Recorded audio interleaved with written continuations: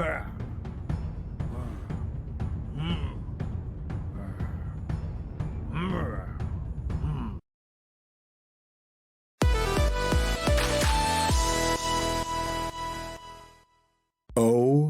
my God. We hit the jackpot with this one. I present to you all Son of Aladdin, a god-awful movie on Netflix that hundreds of people have asked me to review. Yeah, thanks a lot, guys. You are indeed the most powerful man on earth. It is bad. Like, insanely bad. But what makes this movie so interesting is the origin behind it. It's so bizarre and confusing. First off, the movie's original title was Son of Aladdin and was released in 2003. Then it was called Mustafa and the Magician and was re-released in 2016. But get this, it is the exact same movie, like shot for shot. It's like the equivalent of a remastered video game. Yeah. How about little kiss? A kiss off my fist! Ah! Okay, so a couple of things. First of all, this is one of the craziest trailers I've ever seen. It's so over the top and also full of lies. The actual movie is nowhere near as exciting as this trailer makes it out to be. About to die, Mustafa!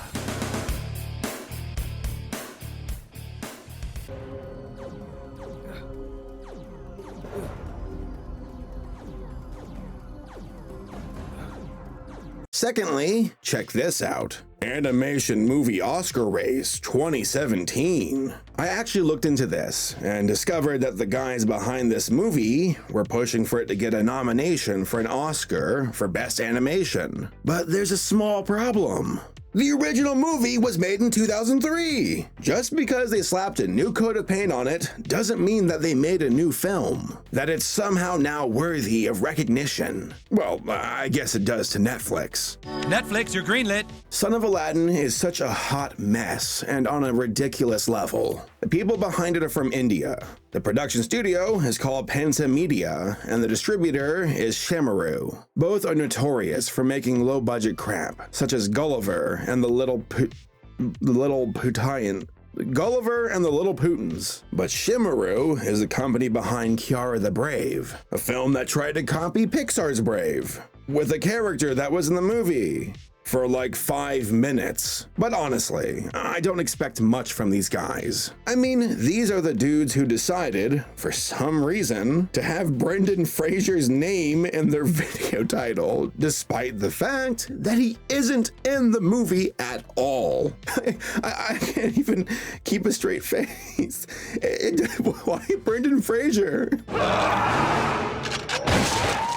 Like I said, I did my homework about the people behind Son of Aladdin, and it's such a train wreck. Here's a quick rundown of what we're dealing with. The original movie came out in 2003 and was called Son of Aladdin. The movie was re-released in 2016, but this time with new character models. Instead of our main character looking like Josh Peck, he now looks like Paul Rudd. Also, JonTron's in this movie? I guess that's where he's been hiding these last few months. But here's something that confused me. Where's the English dub for the new version? Apparently there is one, but I can't find it. And Netflix only offers it subbed. And I know that there is a dub, cause Shemaru has a song from the new version on their YouTube channel from 2012. Wait, what the hell? I thought that the movie came out in 2016. Oh, you know what? Whatever. I'm not surprised at this point. Nothing makes sense. I'm just upset that we couldn't find an English version to rip on. But your main man Saberspark has got your back. I painstakingly went through both movies and synced up the visuals from the Netflix version with the original audio from the dub version. That way we can see this crap in its original glory. You're welcome. No! But I discovered a few things from doing this. One of those being that the new version on Netflix has a bunch of plot holes. There's a song in the original that shows that the main character has grown up, but they left that out in the Netflix version. So he went from being a baby to instantly being an adult. No passage of time whatsoever, and that's super confusing. As far as my 5 points go, I'm gonna wait until the end of the movie to talk about those. Just know that this movie easily beats Leo the Lion as the worst movie on Netflix. Leo, I am so sorry. I was wrong about you. I'm a vegetarian.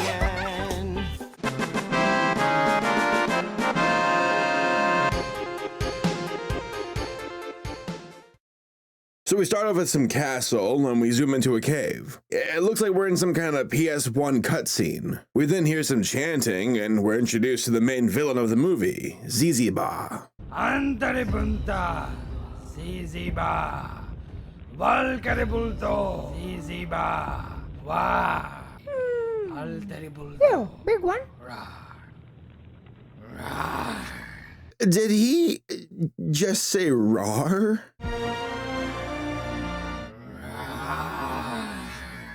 So Zizi throws the sword into the fire and gets an all-powerful staff. One that will make him the king of the world. With this, I am the most powerful man on the earth. All who hear me will bow down and obey. But then Zordon from Power Rangers shows up and tells him he's doomed to fail. Beware, beware, magician, for you're not the most powerful man. There is one pure of heart that will destroy you. Destroy me?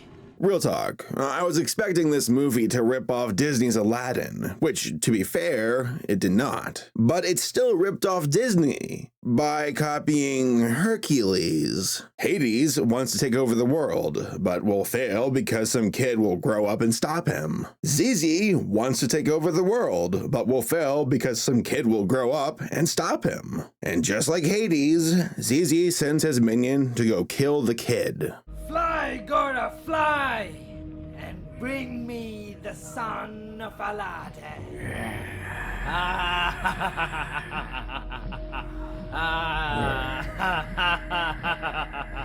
Dude, stop flying around in a circle and just go. So we see Aladdin showing off his new kid, who looks a whole lot like a young Bobby Hill. I, King Aladdin, give you my firstborn son and your future king.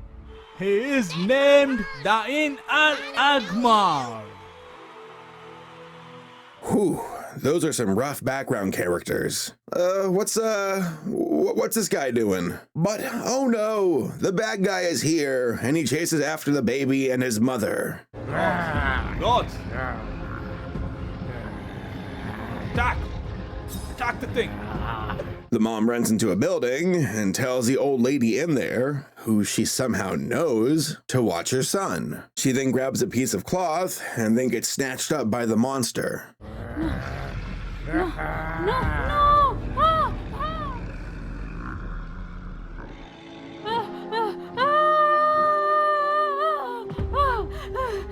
Zizi then gets angry because he can't find the child and turns the mom into a parrot because why not? You deserve to be rewarded.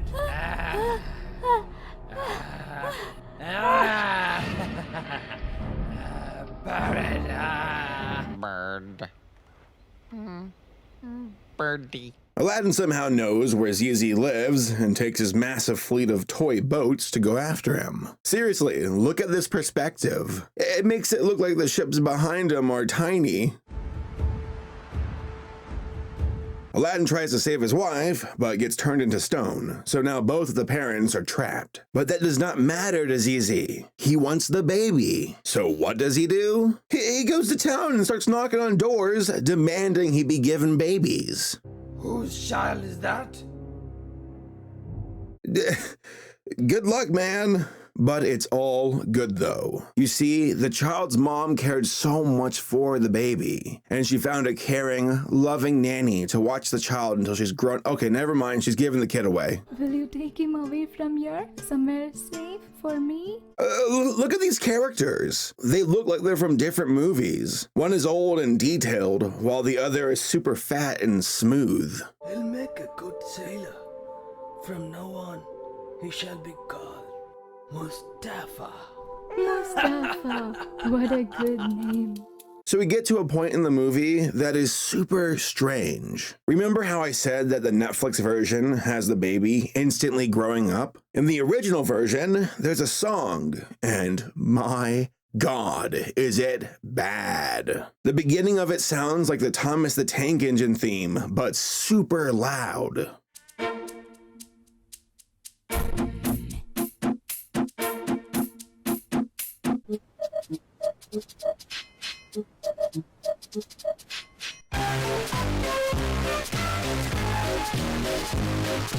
And I didn't even mess with this. It is like this on YouTube. The dancing, the blaring music, JonTron's there.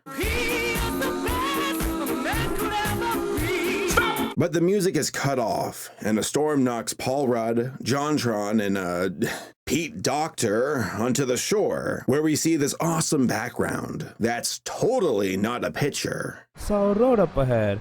Where there is a road, there's gotta be somewhere to go. The way he's standing in this shot makes him look like that screaming cowboy guy. We're then introduced to the princess and her guards, but oh no, a band of thieves are trying to rob them. And so we see one of the most epic battle sequences of all time. Guards, take care of them.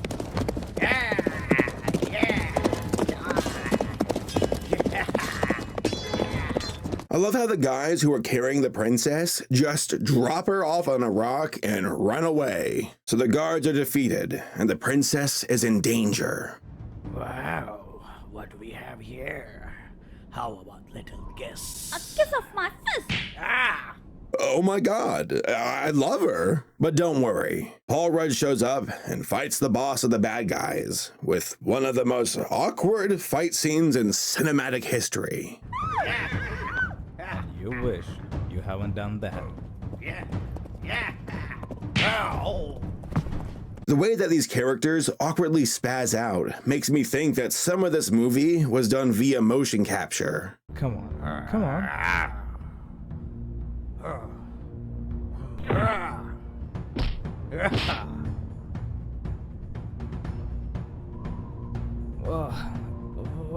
Come on, come on. Pocket sand. So the boss is defeated, the princess says thank you, and Paul Rudd gets horny and decides to stalk the princess back to her castle. I don't like the way he's looking on her. Guards, take the princess back to the palace at once. Take care, princess. I don't like the way he's looking on her. We then meet the king, who is grateful that his daughter is safe. How did this happen? What happened to your guards? After that, we hard cut to Zizi, who is still freaking out that Paul Rudd is still alive, even though it's been 20 years. No, I will not die. He will. You wicked sorcerer. You may make my husband into a statue and me a parrot, but you'll not get my son. I shall find your son.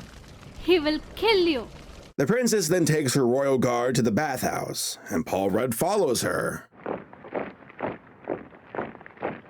You know, this guy might be the hero of the movie, but he's a real creep. Look at him, sneaking into a tree to watch the princess bathe in her bathing dress. She's so beautiful. You're a creep! Go away! We're having a good time until you shut up! I don't know what the hell she's wearing, but apparently she's naked enough for the guards to be blindfolded. We also get some of the most awkward music that's ever been created. About time. But oh no, Paul Rudd falls into the bathhouse and everybody freaks out. But man, Quickly, hurry up, princess. well, where is he? I see the princess is not robbed yet. Oh, I see. You don't see, but I do. You'll be beheaded. Don't remove the blindfold, you'll be beheaded. The princess then runs off, and of course, our blind lover boy goes after her. I mean, it's common knowledge that the quickest way to a woman's heart is to watch her bathe, hold her hostage, go into her bedroom uninvited, and then have a sword fight with her, using a peacock feather. Here, here, haha, here. Come on, come on. Haha, here. Here.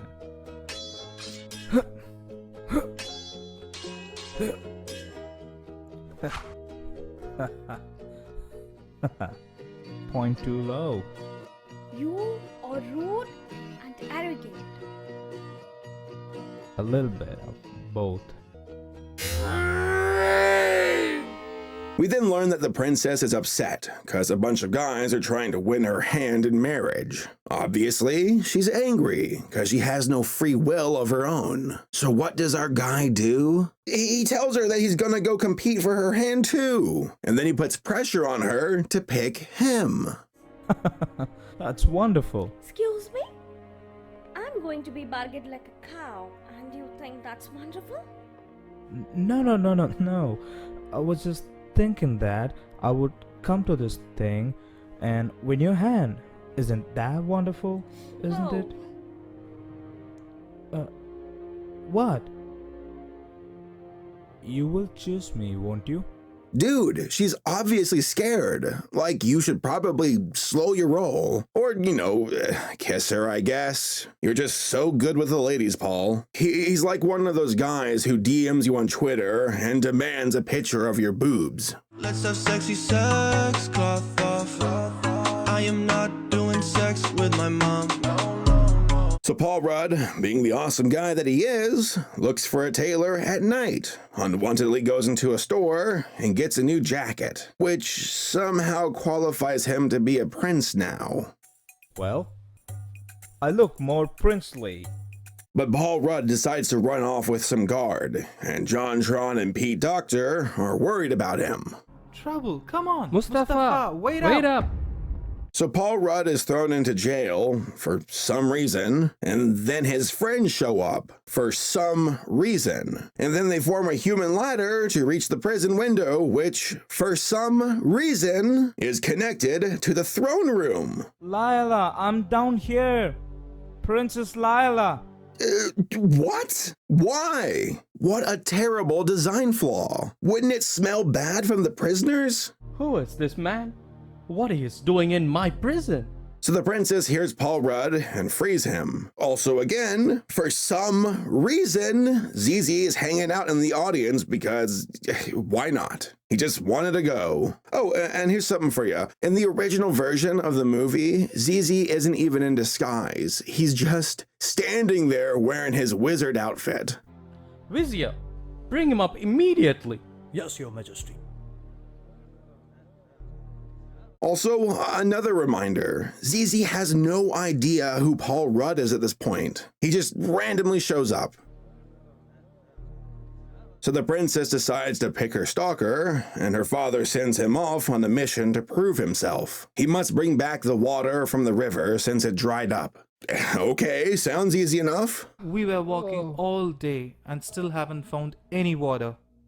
Where could have all gone? I don't know. But oh no, there's a giant monster that's hogging the water all to himself. I have no desire to prove my valor to anyone in such a manner. All we seek is water. You have wandered into my new home, and the river is mine now. It exists to feed me. Ha ha! You are a fool, and you must die. You will not get the water from me. The battle begins, and our brave, strong, daring hero jumps into action and gets eaten immediately. Mustafa! But he finds a magical sword. Sword. Sword. Sword? Sword! Sword! he finds a magical sword in the monster and cuts his way out.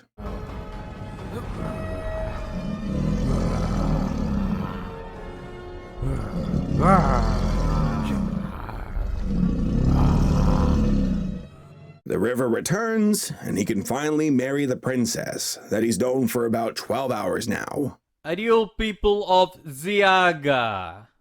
It is with most of the pleasure I announce the wedding of my one and only, the most beautiful, the most precious daughter, Lila.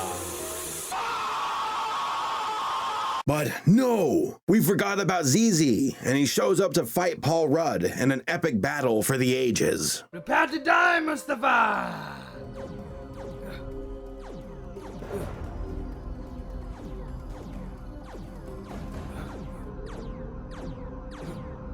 You're doing wonderfully. Zizi is defeated and goes back to his cave. He sends his demon to go steal the princess. At the same time, Paul Rudd's mom slowly escapes from the cave, but then just books it across the sky and somehow finds the princess?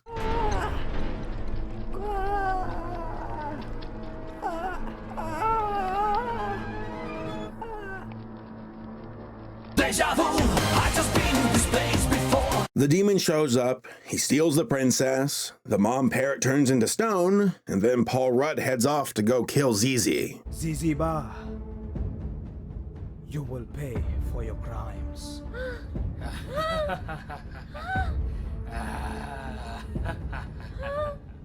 We then return back to the cave, where we have our final showdown. But with a twist. ZZ makes Paul Rudd fight his own father. And if he hits his father with his sword, he will die. Mustafa! One touch of a diamond sword and you will kill your father. Or he will kill you! Mustafa! No. Why doesn't he just turn around and stab ZZ? He's right next to you. But no. Some crazy ricochet happens instead and knocks the staff out of ZZ's hands. No! My staff! Look at this dude. Wait till you see the. No, no, no, no.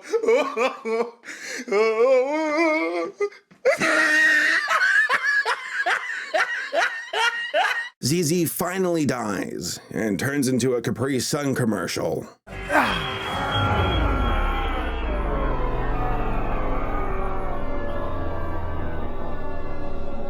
Take that, Ziziba.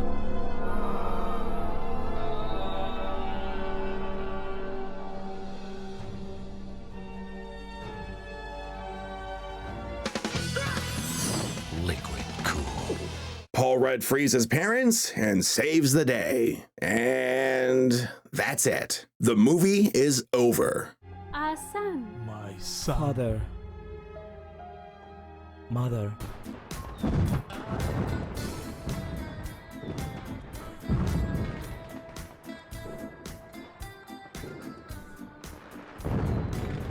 I mean, seriously, it ends pretty abruptly. The Netflix version has him sailing in a boat off into the horizon, but still, that's it. It has a pretty quick end, which, I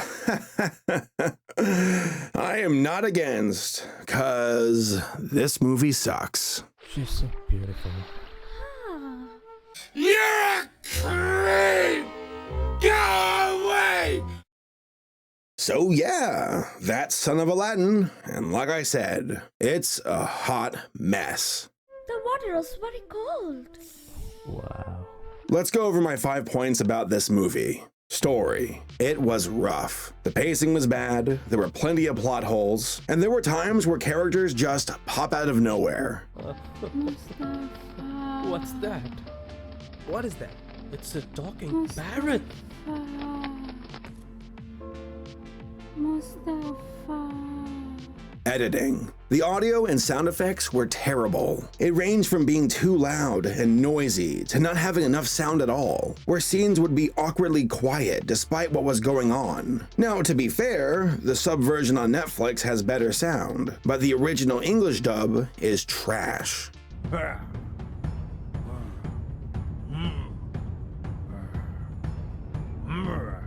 Dialogue. Awkward. That's how I would describe it. Moments where the characters would talk, but not really have any exchange or conversation. The characters also have a bad habit of talking over each other. Oh dear. Trouble? Is your friend in trouble? That was one of Vizier's men. That always means trouble. Voice acting. This might be the most poorly voiced movie I've ever seen. The sub version is much better audio-wise, but the dub? Oh my god. It's loud, it's quiet, it's clunky, and it doesn't have a smooth flow. Basically, it's awful. I mean, you got a villain who says "rawr," like a dinosaur. Rawr. Oh. And finally, the animation. Do I have to say anything? Just look for yourself.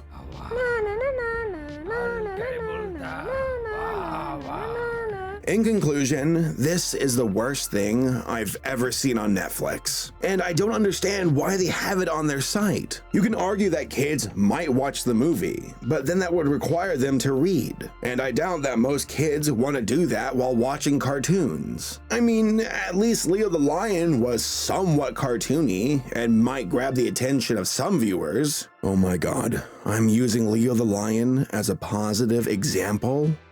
What's happening to me? But the most pitiful thing to me is how the people behind this film are so dead set on getting this corpse of a movie nominated for an Oscar. It is not going to happen. I'd show clips of them saying this, but it was on their homepage, and guess what? Their website is down. But wouldn't that be something if Son of Aladdin actually won Best Animated Feature? And the Oscar goes to... Mustafa! God be with us. God be with us all. Hey guys, thanks for watching the video. If you liked it, give it a like, and sub for more future videos. Also, a shout out to all of my supporters on Patreon. If you want to support my content, go hit up the link in the description. Alright, thanks again for watching, and I'll see you guys next time.